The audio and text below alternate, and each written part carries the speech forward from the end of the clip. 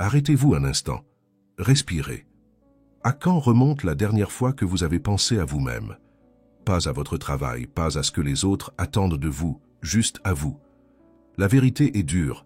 Vous avez passé trop de temps à vivre pour tout et tout le monde, sauf pour vous-même. Pendant que le monde hurle, vous courez, vous vous épuisez et vous vous perdez. Mais dites-moi, jusqu'à quand? Combien de temps encore allez-vous continuer à reporter votre vie? Nous vivons à une époque où le bruit du monde est assourdissant. Nous sommes bombardés d'informations, d'attentes et de distractions constantes. Ils nous font croire qu'être toujours disponible, toujours occupé, est la définition du succès. Mais la vérité est différente. Si vous ne faites pas de vous-même une priorité, vous deviendrez une ombre dans votre propre vie. Dans cette vidéo, je vais vous montrer comment vous recentrer sur ce qui compte vraiment, vous-même. Vous apprendrez à vous protéger du chaos, à travailler en silence et à vous construire de l'intérieur en vous inspirant des enseignements du stoïcisme. Si vous ne prenez pas le contrôle de votre vie, quelqu'un d'autre le fera à votre place. Alors dites-moi, allez-vous vous réveiller maintenant ou continuer à dormir pendant que les autres conçoivent votre vie à votre place? Commençons. Laissez-moi vous raconter l'histoire de mon ami Gabriel. Personne ne le remarquait. Il passait inaperçu. Au bureau, il était le premier à arriver et le dernier à partir. Chaque fois que quelqu'un avait besoin d'aide, il était toujours là. Un service, puis un autre. Une tâche supplémentaire, une réunion de dernière minute. Gabriel, peux-tu rester un peu plus longtemps? Bien sûr. Gabriel, peux-tu me remplacer? Pas de problème. Son patron l'appréciait, ses collègues le trouvaient gentil. Et sans s'en rendre compte, il était devenu une simple ressource, comme une machine à café. Utile, disponible, mais invisible. Sa vie personnelle n'était pas très différente. Quand sa famille l'appelait, il laissait tout tomber. Quand ses amis avaient besoin de lui, il réorganisait ses plans, toujours pour les autres, jamais pour lui-même. Et ainsi, les années ont passé.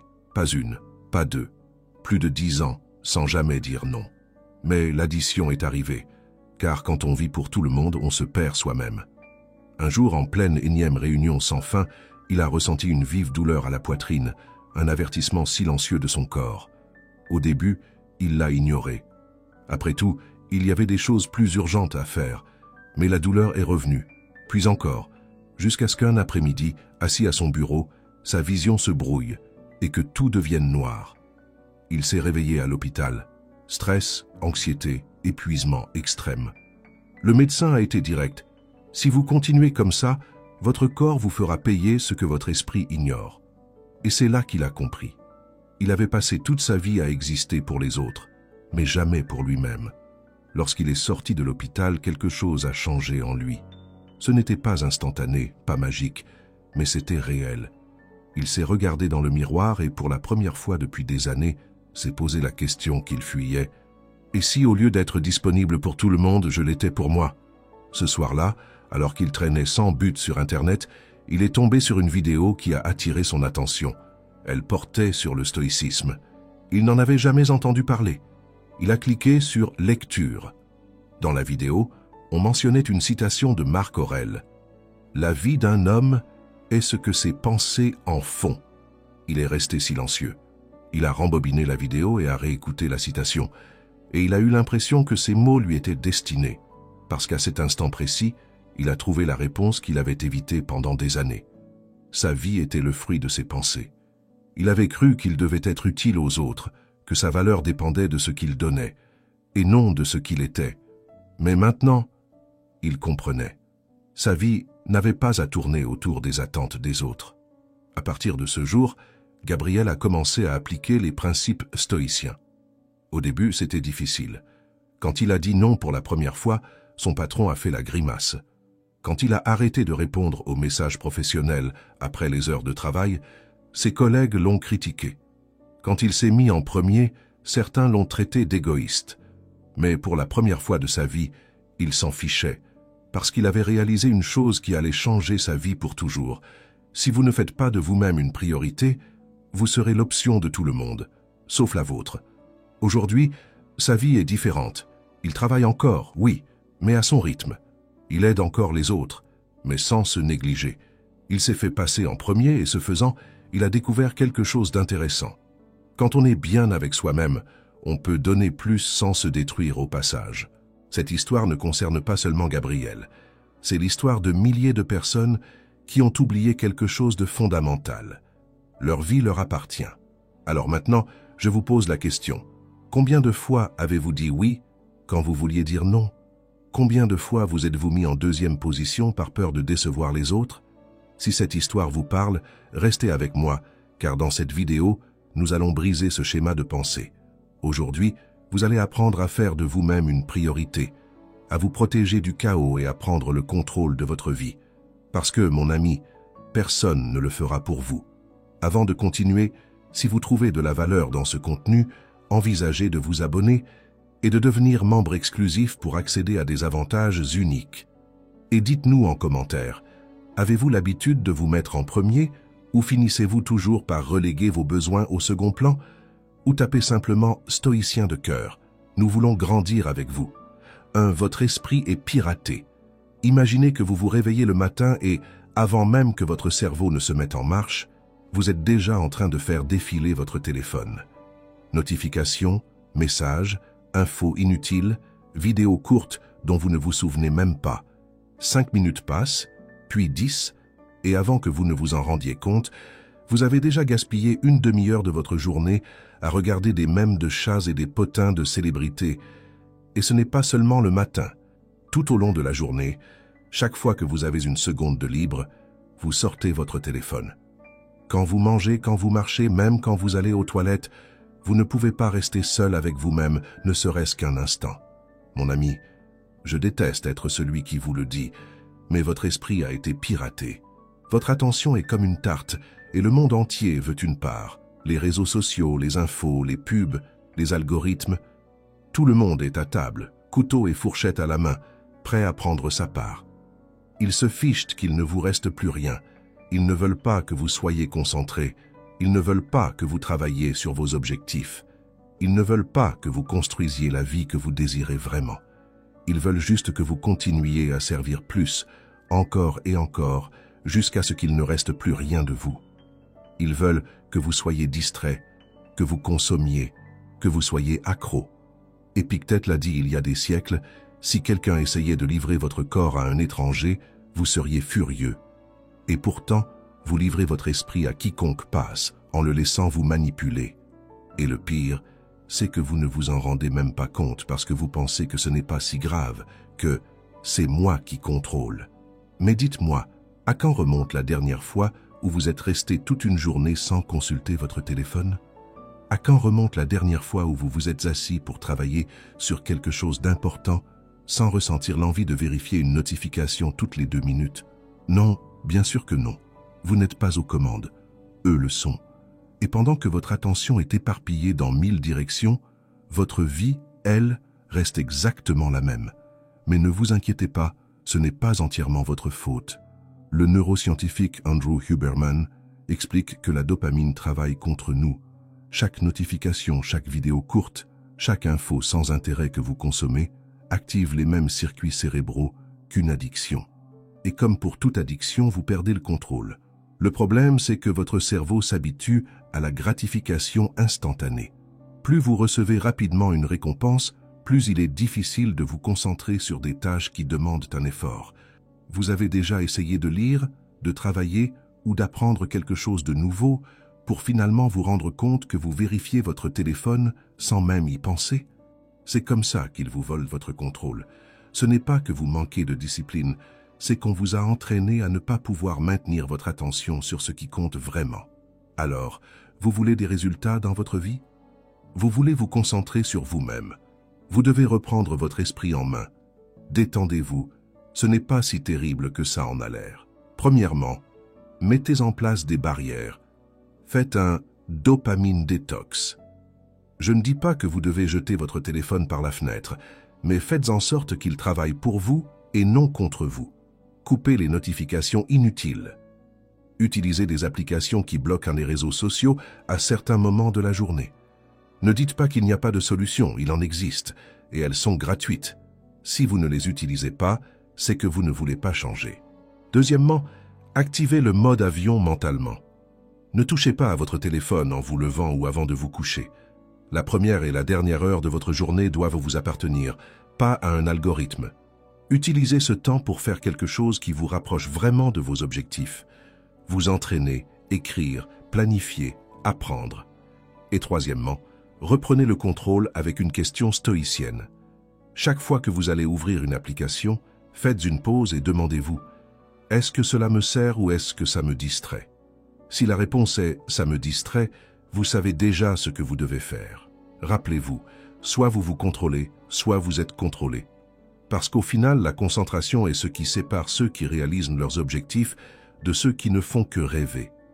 Si vous continuez à laisser le monde pirater votre esprit, vous resterez piégé dans la vie que vous avez aujourd'hui.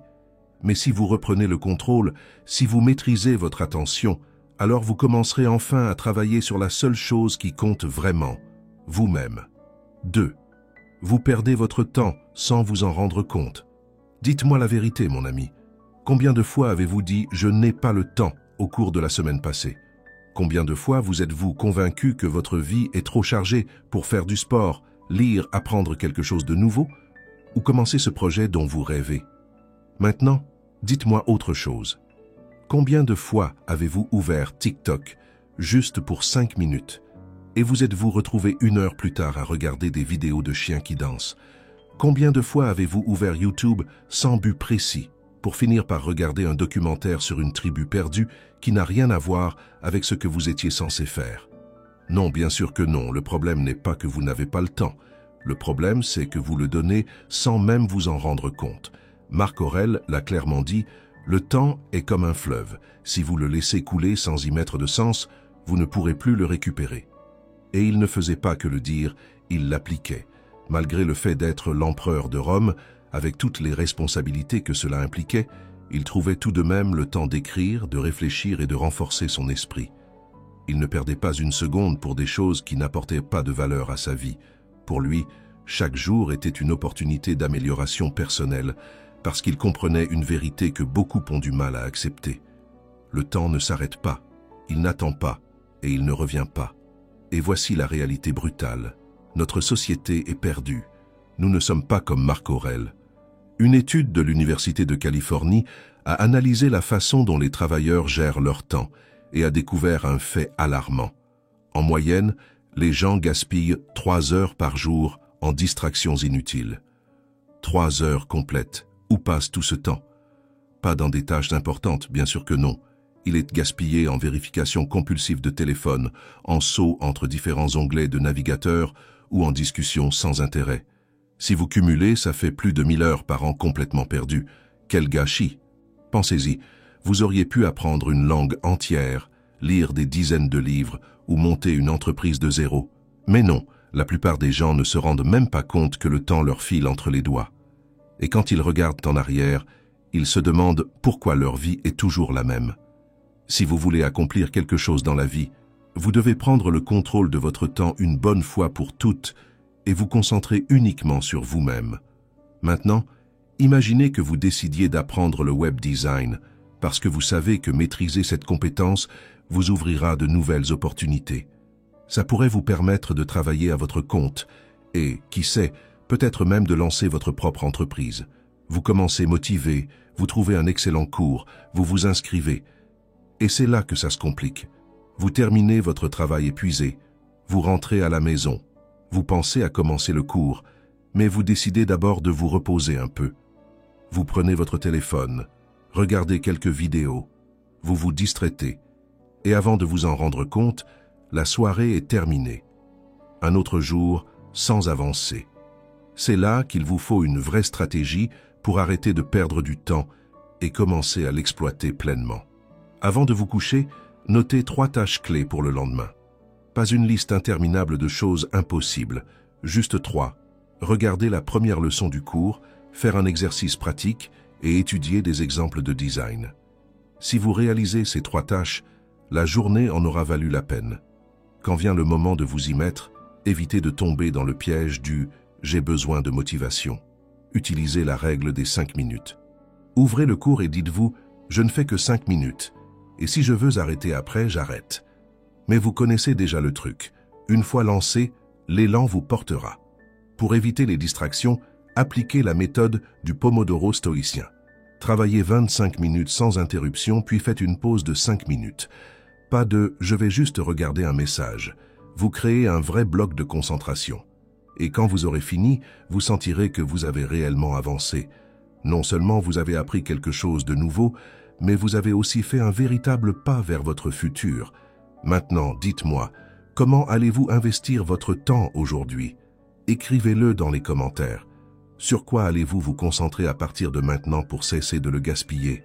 Partagez-le avec nous, parce que nous sommes tous sur le même chemin et nous pouvons nous motiver les uns les autres.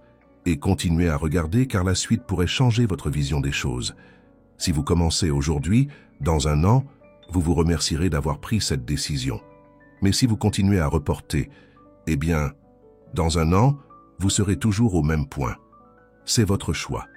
3. Laissez les résultats parler.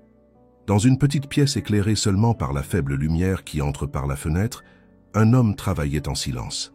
Il passait des heures à observer, à ajuster, à peaufiner chaque détail de sa peinture. Il n'était pas pressé. Il ne cherchait à impressionner personne. Lui seul comprenait l'ampleur de ce qu'il était en train de créer. Jour après jour, il appliquait de nouvelles couches de peinture avec une précision presque obsessionnelle. Il étudiait la lumière, l'anatomie, les mouvements subtils des muscles d'un sourire. Pendant que d'autres artistes annonçaient leurs nouvelles œuvres au monde, lui gardait son projet secret. Il ne cherchait pas les applaudissements. Il ne se souciait pas de la validation avant l'heure. Sa seule priorité, c'était son travail.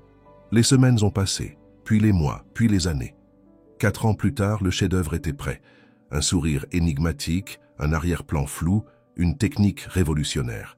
Léonard de Vinci avait consacré des milliers d'heures à créer son tableau, sans distraction, sans fanfaronnade, sans rechercher l'approbation. Pendant que d'autres parlaient, il travaillait. Pendant que d'autres cherchaient la reconnaissance, lui cherchait la perfection. Et ainsi, dans le plus grand des silences, Léonard de Vinci a créé la Joconde. Et vous, que faites-vous? Annoncez-vous vos projets avant même de commencer ou travaillez-vous en silence? Ça vous est déjà arrivé, n'est-ce pas? Combien de fois avez-vous proclamé avec enthousiasme un nouveau projet, un changement de vie, un objectif? Je vais commencer à aller à la gym, je vais écrire un livre, je vais apprendre à investir, et au final, rien. Les mois passent, et tout reste pareil.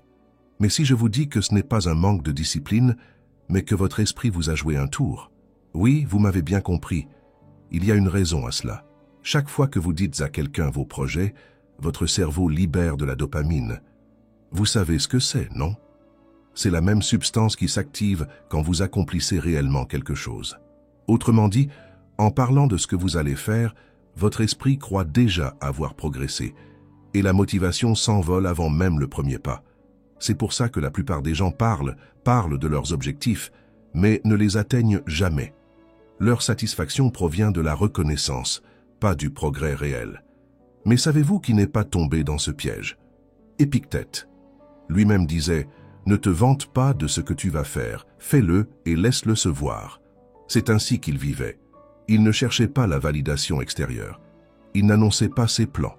Il travaillait en silence et laissait ses efforts parler pour lui. Son attention se portait sur l'action, pas sur l'approbation. Maintenant, dites-moi, combien de fois cela vous est-il arrivé? Vous décidez que cette fois, vous allez vraiment vous remettre en forme. Vous achetez des vêtements de sport, vous prenez des photos, vous le dites à vos amis. Vous recevez des commentaires encourageants, vous vous sentez motivé. Mais quand vient le moment d'y aller, vous n'en avez plus envie. Votre cerveau a déjà eu sa récompense sans avoir fourni d'efforts. C'est la même chose pour n'importe quel objectif. Apprendre une langue, lancer une entreprise, changer d'habitude. Si vous en parlez trop, vous vous bernez vous-même et vous restez au même point. Alors, êtes-vous prêt à laisser les résultats parler d'eux-mêmes? Premièrement, passez en mode furtif. Ne parlez pas de ce que vous allez faire, parlez de ce que vous avez fait. Au lieu d'annoncer que vous allez écrire un livre, écrivez dans le silence et laissez un jour quelqu'un voir le manuscrit fini. Au lieu de dire à tout le monde que vous allez transformer votre corps, laissez-les le remarquer sans que vous n'ayez à vous justifier. Ensuite, utilisez des mini-récompenses.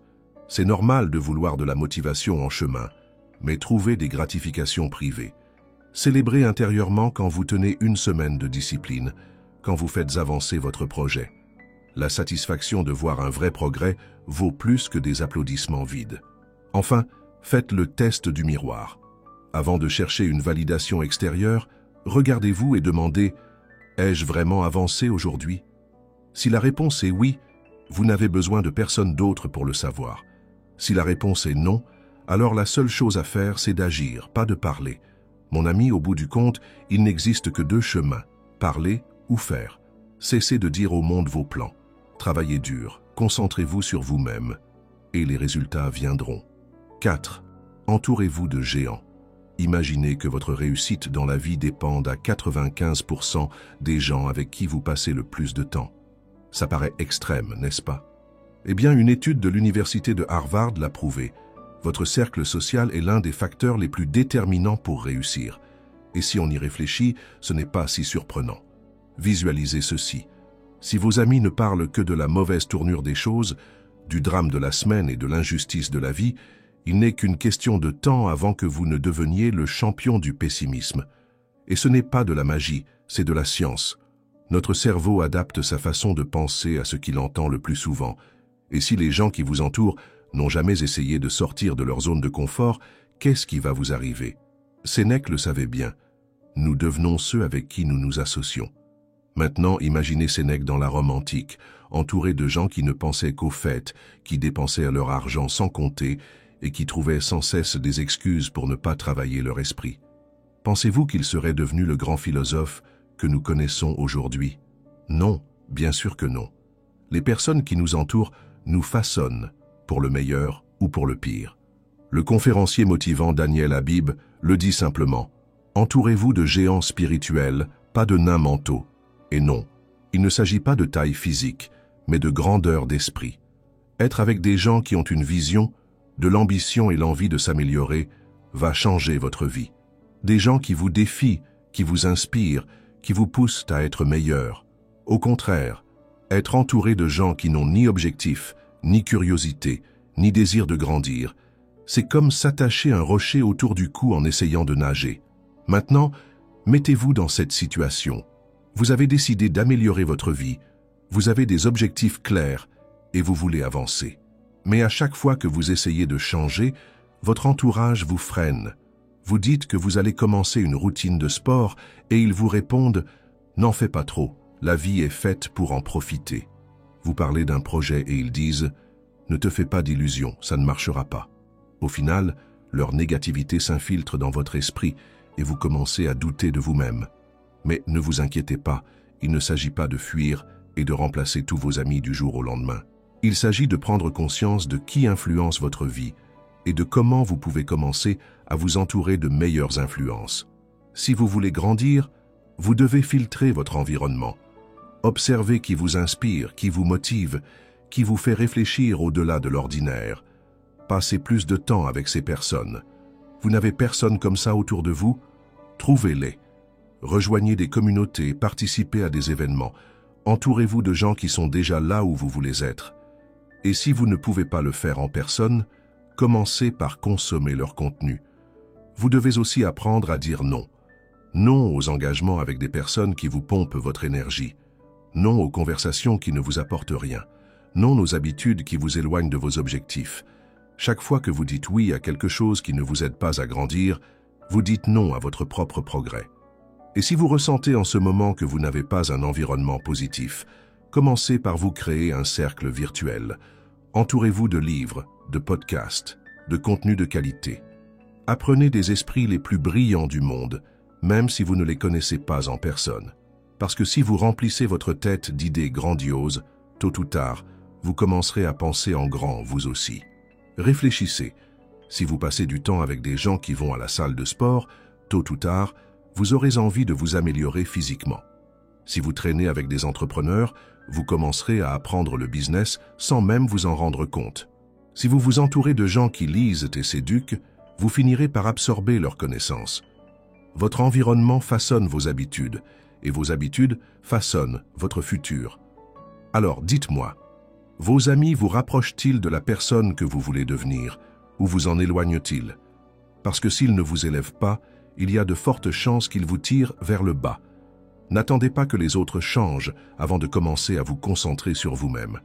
Soyez votre propre priorité et construisez un environnement qui vous pousse en avant, au lieu de vous maintenir sur place. 5. Pratiquez le minimalisme mental. Imaginez que votre esprit soit un bureau, un espace où vous êtes censé travailler, réfléchir et créer. Mais maintenant, imaginez que ce bureau soit couvert de bazar, des piles de papier, d'anciens tickets de caisse, des tasses à café vides, des post-it avec des tâches qui n'ont plus aucun sens. Il n'y a plus d'espace pour bouger. Vous ne trouvez plus rien.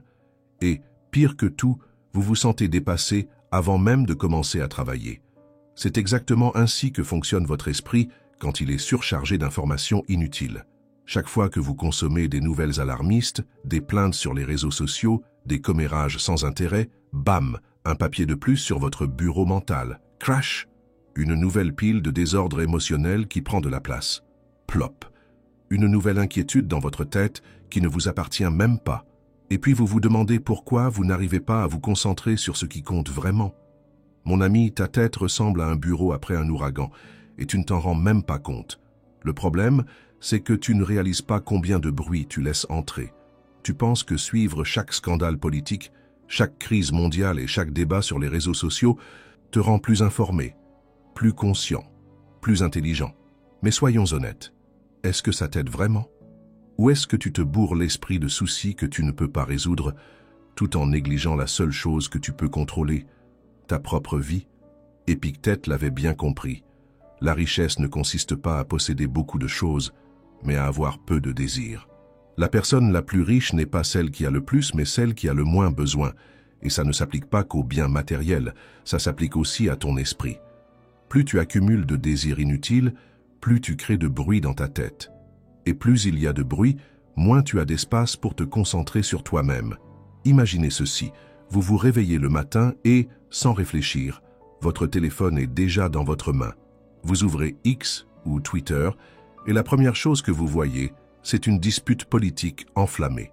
Ensuite, vous passez à Instagram et vous tombez sur quelqu'un qui exhibe sa vie parfaite, alors que vous n'avez même pas fait votre lit.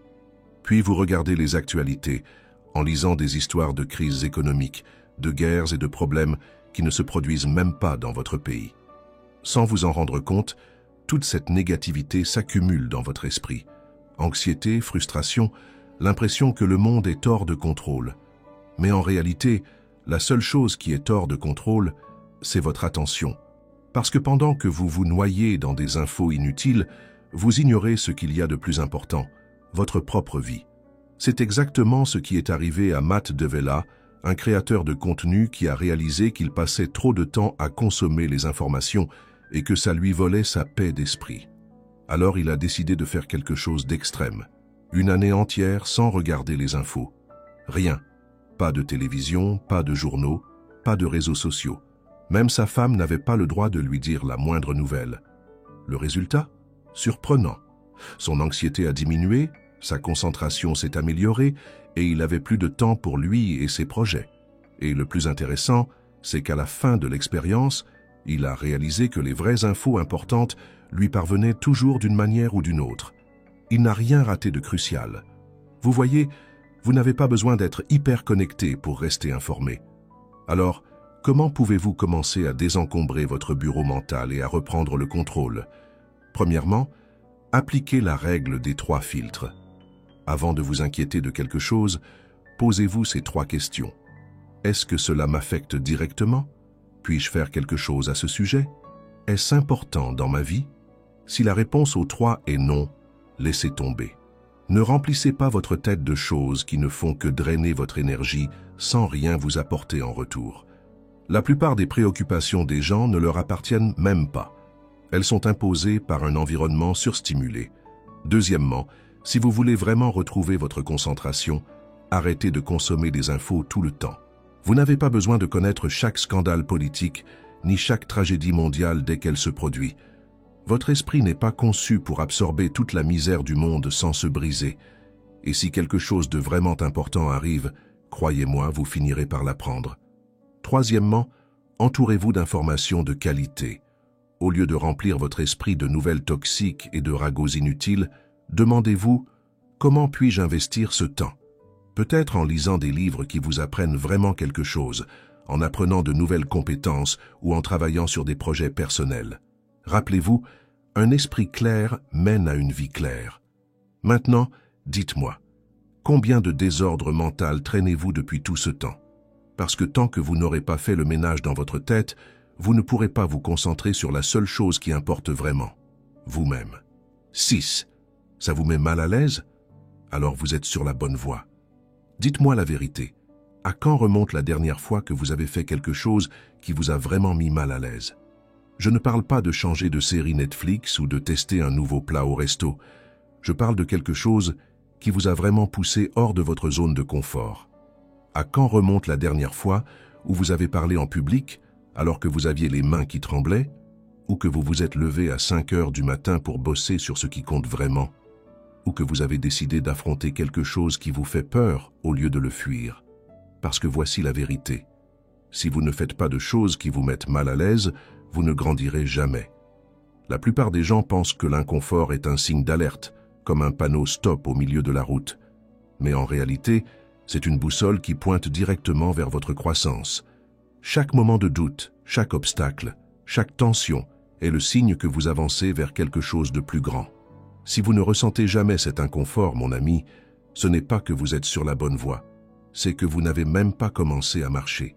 Et non, vous ne pouvez pas me tromper, je sais que vous évitez l'inconfort. Comment je le sais? Parce qu'on le fait tous, à un moment ou un autre. On préfère ce qui est sûr, facile, familier. On veut s'améliorer, mais sans sacrifice. On veut le succès, mais sans effort. On veut être plus fort, mais sans résistance. Épictète vous dirait tout de suite, ne souhaite pas que les choses soient plus faciles, souhaite d'être plus fort. Les stoïciens comprenaient que l'inconfort n'est pas une punition, mais le feu qui forge le caractère. Il ne s'agissait pas d'éviter les défis, mais de les affronter en sachant que chaque obstacle surmonté les rendait plus résistants.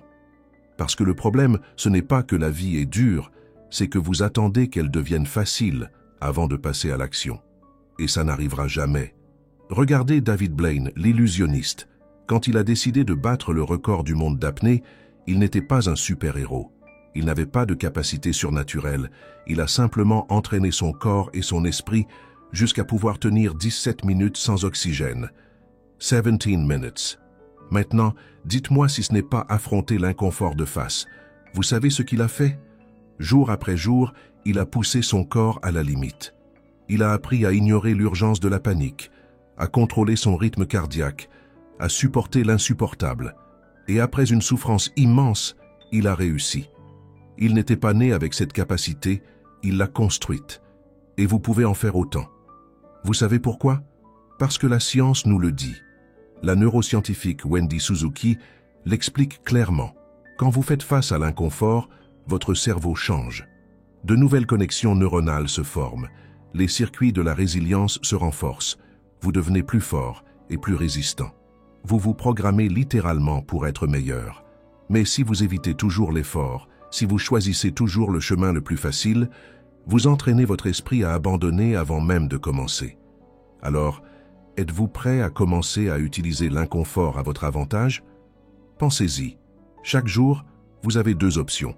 Faire comme d'habitude ou vous pousser un peu plus et grandir. Laquelle choisissez-vous? Parce que l'inconfort ne viendra pas frapper à votre porte. C'est à vous d'aller le chercher. Levez-vous plus tôt. Quel est le pire qui puisse arriver? Que vous gagniez plus de temps pour vous au lieu de courir après la journée? Finissez votre douche à l'eau froide. Pouvez-vous tenir 10 secondes? Spoiler, oui. Lisez une page dans une autre langue, même si ça vous frustre. Et ce message que vous hésitez à envoyer, envoyez-le maintenant. Peu importe ce que vous choisissez de faire, l'important, c'est que vous arrêtiez de fuir l'effort. Parce que plus vous affrontez l'inconfort, plus vous devenez fort. Apprenez aussi à différencier la douleur de la croissance. Abandonner parce que quelque chose est difficile n'est pas la même chose que s'arrêter parce que quelque chose est vraiment néfaste. La douleur de l'effort est temporaire, mais le regret de ne pas avoir essayé dure pour toujours. Et enfin, soyez reconnaissant envers l'inconfort. Oui, je sais, c'est dur, mais ça marche. Quand vous vous sentez mal à l'aise, au lieu de vous plaindre, pensez « ça me mène dans la bonne direction ». Remplacez les plaintes par la gratitude, parce que chaque obstacle que vous surmontez vous rend plus grand. Ne voyez pas l'inconfort comme un ennemi, c'est le signe que vous progressez. Chaque fois que vous l'affrontez, vous vous choisissez, vous renforcez votre discipline et vous faites un pas de plus vers la vie que vous désirez vraiment. Maintenant, racontez-nous en commentaire. Quelle est la dernière chose que vous avez faite qui vous a fait sortir de votre zone de confort? Nous voulons entendre votre histoire. 7. Tout ne mérite pas votre énergie. Mon ami, écoute bien cette histoire, parce qu'elle pourrait t'ouvrir les yeux sur la façon dont tu investis ton énergie. Il était une fois un vieil homme qui vivait dans un village et qui était connu pour son calme inébranlable. Peu importe ce qui se passait, il ne perdait jamais son sang-froid. Un jour, un jeune homme frustré par sa propre vie a décidé de le tester. Il s'est approché de lui et, sans crier gare, a commencé à l'insulter. « Tu n'es qu'un vieux bon à rien. Tes paroles ne valent rien et les gens ne t'écoutent que parce qu'ils n'ont rien de mieux à faire. » Il a craché ces mots avec colère, s'attendant à le voir perdre son sang-froid. Mais le vieil homme n'a même pas bronché. Il l'a simplement regardé avec un léger sourire et, avec une tranquillité totale, lui a posé une question. Si quelqu'un t'offre un cadeau, mais que tu ne l'acceptes pas, à qui appartient encore le cadeau? Le jeune homme a froncé les sourcils, sans comprendre complètement le piège. Eh bien, à la personne qui l'a offert. Le vieil homme a acquiescé. Exactement. Il en va de même pour la colère, l'envie et la haine. Si tu ne les acceptes pas, elles appartiennent toujours à celui qui les apporte. Moi, j'ai des choses plus importantes dans lesquelles investir mon énergie. Le jeune homme est resté silencieux. Il n'avait jamais vu ça. Il avait toujours cru qu'il fallait répondre à chaque provocation, se défendre, rendre coup pour coup. Mais là, devant lui, se tenait un vieil homme immunisé contre son poison, intouchable, comme si de rien n'était. Et voilà la clé, mon ami. Le vieil homme ne laissait pas des forces extérieures prendre le contrôle de son esprit. Il ne laissait pas la colère de quelqu'un d'autre devenir la sienne, parce qu'il comprenait la même chose que Marc Aurèle disait il y a des siècles. Si quelque chose d'extérieur te dérange, le problème ne vient pas de la chose elle-même, mais de ton interprétation. Une insulte n'a de pouvoir que si vous choisissez de l'accepter. Un commentaire négatif ne vous affecte que si vous le laissez entrer. Et l'énergie que vous dépensez à vous battre contre les autres est de l'énergie que vous pourriez utiliser pour vous construire. Soyons clairs, combien de fois avez-vous perdu du temps et de l'énergie pour des choses qui, honnêtement, n'apportent rien à votre vie? Vous vous disputez avec quelqu'un sur les réseaux sociaux pour un poste qui n'est même pas le vôtre. Vous vous mettez en colère parce que votre voisin s'est garé ailleurs que d'habitude, alors que ça ne vous affecte pas le moins du monde. Vous laissez un ascenseur en panne vous gâcher la journée parce que vous devez prendre les escaliers, alors que ce mouvement supplémentaire pourrait en fait vous faire du bien. Et puis, quand il s'agit de vous concentrer sur ce qui est vraiment important, vous n'avez plus d'énergie. Imaginez que votre attention soit comme une lampe torche. Là où vous l'orientez, c'est là que va votre énergie. Si vous passez votre journée à l'orienter vers de petits problèmes, des disputes sans intérêt et des inquiétudes futiles, vous n'aurez plus de lumière pour ce qui importe vraiment. Donc, si vous voulez devenir votre propre priorité, vous devez commencer à gérer votre énergie comme ce qu'elle est vraiment, une ressource limitée. Premièrement, appliquez la règle des 30 secondes. Avant de réagir à quelque chose, arrêtez-vous, respirez, comptez jusqu'à 30. Demandez-vous si ça vaut vraiment la peine d'y investir votre temps et votre énergie. Si la réponse est non, passez à autre chose. Deuxièmement, pratiquez l'indifférence stratégique. Ignorer, ce n'est pas de la faiblesse, c'est de l'intelligence. Tout ne mérite pas votre réponse, tout ne mérite pas votre réaction. Si quelqu'un vous provoque, si quelque chose vous irrite, demandez-vous, ai-je vraiment besoin de m'impliquer là-dedans? La plupart du temps, la réponse sera non. Et troisièmement, apprenez à lâcher prise. Si quelque chose n'aura plus d'importance dans 5 ans, ne lui consacrez pas plus de 5 minutes de souci. Sérieusement, arrêtez et réfléchissez à toutes les fois où vous vous êtes mis dans tous vos états pour des choses qu'au bout de quelques jours vous aviez déjà oubliées. La vie est trop courte pour dépenser son énergie dans l'insignifiant. Maintenant, réfléchissez. Si votre énergie était une crypto-monnaie, dans quoi l'investiriez-vous aujourd'hui? Parce que si vous continuez à la dépenser en disputes, en plaintes et en distractions, quand viendra le moment de vous concentrer sur vous-même, vous n'aurez plus rien. 8. Apprenez à être seul. Ah, mon ami, être seul, ça fait peur, n'est-ce pas? Mais si je vous disais que c'est le secret utilisé par certains des plus grands esprits de l'histoire, ce n'est pas compliqué, ça ne demande pas de talent inné, et pourtant, la plupart des gens en sont incapables. Nikola Tesla l'avait parfaitement compris. Ce n'était pas seulement son intelligence ou sa capacité à innover. Son véritable secret, c'était la solitude.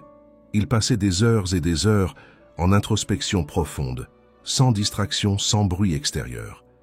Et c'est dans ces moments-là que certaines de ses plus grandes idées ont vu le jour. Tesla savait une chose avec certitude, l'esprit est plus aiguisé et plus créatif dans une solitude ininterrompue. Maintenant, laissez-moi vous demander, quand avez-vous été vraiment seul pour la dernière fois? Et je ne parle pas seulement d'être éloigné des gens, mais bien d'être sans distraction, sans votre téléphone à la main, sans musique, sans remplir chaque seconde de bruit. Le problème, c'est que la plupart des gens ne savent pas être seuls. Pire, ils fuient la solitude, comme si être seul réveillerait une version sombre d'eux-mêmes, comme s'ils étaient le Dr Jekyll terrifié que son Mr Hyde intérieur prenne le dessus.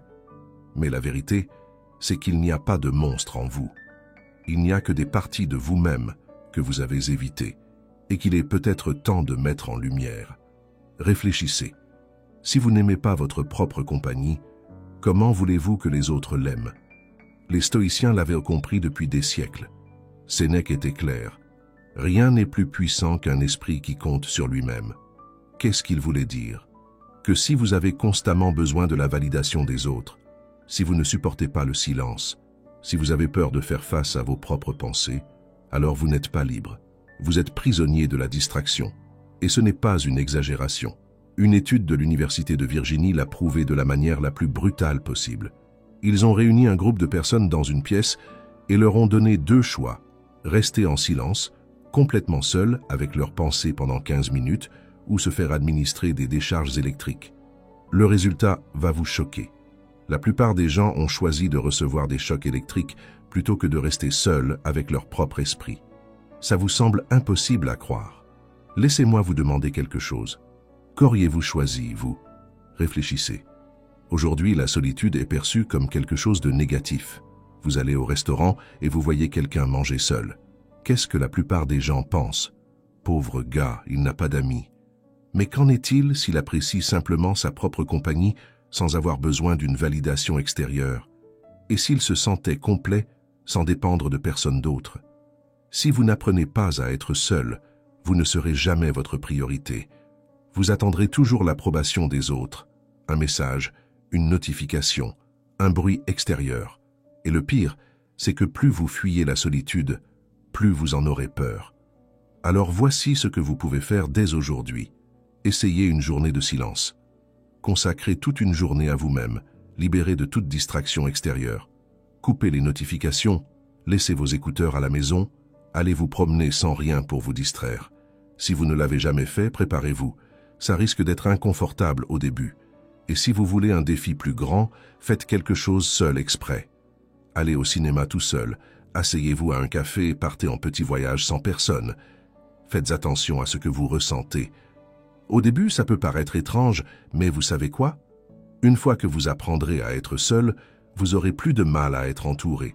Et si c'est trop difficile, il est temps de vous poser de sérieuses questions. Qui suis-je quand personne ne me regarde? Suis-je heureux avec ma propre compagnie? Ou ai-je besoin d'un bruit constant pour éviter de penser? Apprendre à être seul n'est pas une punition, c'est un privilège. Parce que quand vous finissez par apprécier votre propre compagnie, vous cessez de chercher la validation chez les autres. Vous cessez de dépendre du bruit extérieur. Et pour la première fois, vous devenez votre propre centre. C'est à ce moment-là que vous commencez à bâtir la vie que vous voulez vraiment. Alors dites-moi, allez-vous continuer à fuir la solitude ou allez-vous l'utiliser pour devenir plus fort, plus concentré et plus inarrêtable que jamais? 9. Entraînez votre esprit. Si vous arrêtez d'entraîner un muscle, que se passe-t-il? Il s'affaiblit, il perd de sa force, il devient mou. Maintenant, dites-moi, que pensez-vous qu'il se passe si vous arrêtez d'entraîner votre esprit? Exactement. Il se remplit de pensées automatiques, de distractions et de négativité. Au lieu de travailler pour vous, il commence à travailler contre vous. Marc Aurèle l'a mieux expliqué que personne.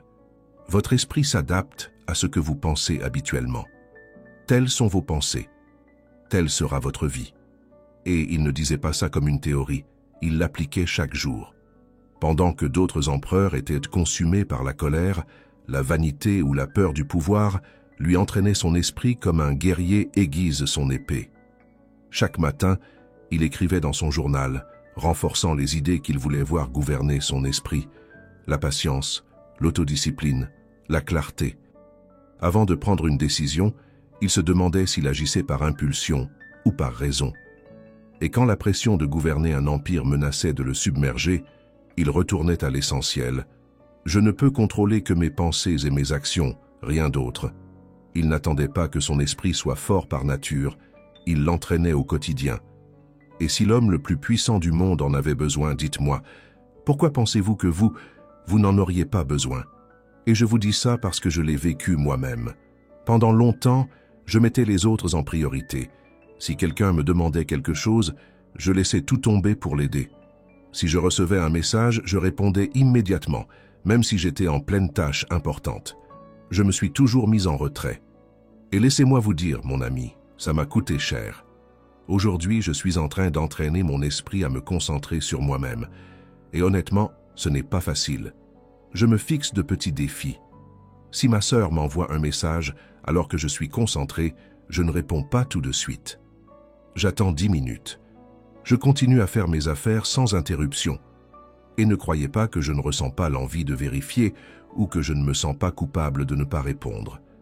Mais je me rappelle que si je veux atteindre mes objectifs, je dois être ma priorité. Et vous savez ce que je fais d'autre? Avant de remplir mon agenda de service pour les autres, je planifie ma journée d'abord. Mes objectifs passent en premier. Si quelque chose ne rentre pas dans mon planning, ça ne passe pas. Je fais ça parce que j'ai réalisé une chose.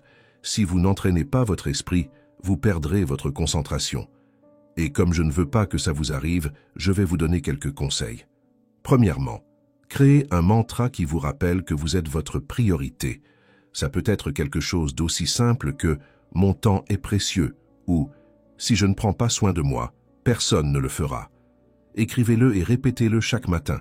Faites-en votre nouveau réflexe mental. Deuxièmement, faites des exercices de concentration. Lisez sans distraction, sans vérifier votre téléphone toutes les 5 minutes. Écrivez à la main, même si c'est juste une idée par jour. Faites des puzzles ou des jeux de logique, tout ce qui force votre esprit à se concentrer sur une seule tâche. Et troisièmement, commencez à mettre de la distance avec les exigences constantes des autres. Si quelqu'un vous demande quelque chose, attendez avant de répondre. Si vous ressentez l'envie de dire oui immédiatement, respirez. Demandez-vous, est-ce que ça rentre dans ma journée ou est-ce que je dis oui par habitude? Réfléchissez. Si vous n'entraînez pas votre esprit, la société le fera à votre place, et je vous garantis qu'elle ne le fera pas pour vous aider à atteindre votre plein potentiel, elle le fera pour vous empêcher de vous concentrer sur vous-même. Alors dites-moi, allez-vous laisser les autres dicter le cours de votre vie ou allez-vous faire de votre esprit votre plus grande force? Mon ami, il y a une chose qui sépare vraiment ceux qui essaient de ceux qui réussissent. Si vous voulez vraiment vous donner la priorité, ne perdez pas de vue ce qui va suivre. 10. Just do it. Pensez-y. Just do it. Ce slogan que vous voyez sur les t-shirts, dans les pubs et sur les chaussures de sport n'est pas qu'une phrase marketing, c'est une manière de vivre. Parce que la vérité, c'est que la plupart des gens n'atteignent pas ce qu'ils veulent, non pas parce qu'ils manquent de talent ou de capacité, mais simplement parce qu'ils ne commencent jamais. Combien de fois vous êtes-vous dit que vous alliez commencer à faire de l'exercice, à mieux manger, à apprendre une nouvelle langue, à lancer votre propre entreprise? Et pourtant, vous en êtes toujours là, à attendre le moment parfait, le jour où vous vous sentirez prêt, l'instant où toutes les pièces vont s'emboîter magiquement. Mais voici la vérité qui dérange. Ce moment n'arrivera jamais. Richard Branson, le fondateur de Virgin, le comprend parfaitement. Sa règle numéro 1 pour réussir, c'est de dire oui avant d'être prêt. Parce que si vous attendez que tout soit sous contrôle, vous ne ferez jamais rien. Il en a parlé ouvertement. Il s'est lancé dans des projets sans avoir la moindre idée de leur aboutissement. Et c'est ça, la clé. Ce n'est pas d'être parfait, c'est de passer à l'action. Les stoïciens le savaient bien avant tous les gourous de la productivité. Épictète ne passait pas des heures à expliquer ce qu'il comptait faire, il le faisait. C'est pourquoi il nous a laissé l'un de ses enseignements les plus clairs. N'explique pas tes rêves, réalise-les. Parce que parler de ce que vous voulez faire, le planifier, l'analyser, tout ça ne vous rapproche pas le moins du monde de sa réalisation. Seule l'action le fait. Laissez-moi vous donner un exemple concret. Imaginons que vous vouliez apprendre à jouer de la guitare. Vous passez des heures à regarder des vidéos sur la technique, à comparer les modèles de guitare, à rechercher quelles cordes sont les meilleures. Mais, au final, combien de fois avez-vous vraiment posé vos mains sur la guitare? Combien de fois avez-vous fait résonner les cordes? Exactement 0. C'est là qu'intervient la loi de l'inertie de Newton, et croyez-moi, ça fait sens. Newton disait qu'un objet au repos a tendance à rester au repos, et qu'un objet en mouvement continue de bouger. Et ça s'applique aussi à votre esprit. Si vous attendez de vous sentir prêt, vous resterez immobile. Mais si vous faites le premier pas, même maladroit, même imparfait, il sera plus facile de continuer. Alors, si vous décidez vraiment d'apprendre cet instrument, quelle est la bonne approche si vous appliquez la mentalité « just do it ». Premièrement, moins de théorie, plus d'action. Apprenez juste assez pour démarrer, mais arrêtez de chercher le tutoriel parfait. Si vous voulez apprendre la guitare, au lieu de regarder 5 heures de vidéos pour savoir laquelle est la meilleure, achetez celle que vous pouvez vous permettre et commencez à jouer. Vous n'avez que 15 minutes par jour? C'est largement assez pour apprendre 2 ou 3 accords et vous entraîner. Et souvenez-vous, personne n'a commencé en étant expert. Faites-le mal, mais faites-le. Les plus grands musiciens ont joué faux au début. Les meilleurs écrivains ont pondu des brouillons horribles avant d'écrire quelque chose de grand. Les athlètes les plus rapides se sont déjà pris les pieds dans le tapis. Et alors? N'attendez pas la perfection, lancez-vous même si vous vous plantez. Parce qu'au final, mon ami, la seule chose qui compte vraiment, c'est si tu fais ou non ce que tu dis que tu vas faire. Tu peux continuer à attendre, à planifier et à chercher le moment idéal, ou tu peux passer à l'action maintenant et bosser dur en silence. Alors, dis-moi, vas-tu continuer à attendre ou vas-tu te lancer? Se faire passer en priorité n'est pas un acte d'égoïsme, c'est un acte de responsabilité. Parce que si vous ne prenez pas le contrôle de votre vie, quelqu'un d'autre le fera pour vous. N'attendez pas le moment parfait, ne continuez pas à vous remettre à plus tard. Chaque jour est une nouvelle opportunité de vous concentrer sur vous-même, de travailler en silence, de faire de la discipline et de l'action vos plus grands atouts.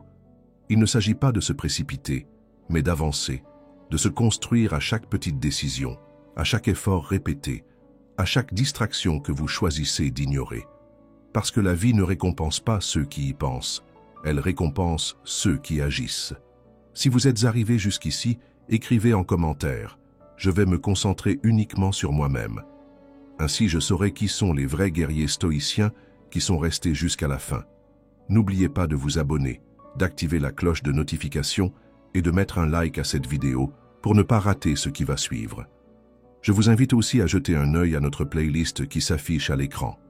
Elle est remplie d'idées, d'histoires et de conseils pour vous aider à affronter la vie avec plus de sagesse et de confiance. Cliquez et continuons d'avancer ensemble. À la prochaine, prenez soin de vous et continuez à embrasser votre stoïcien intérieur.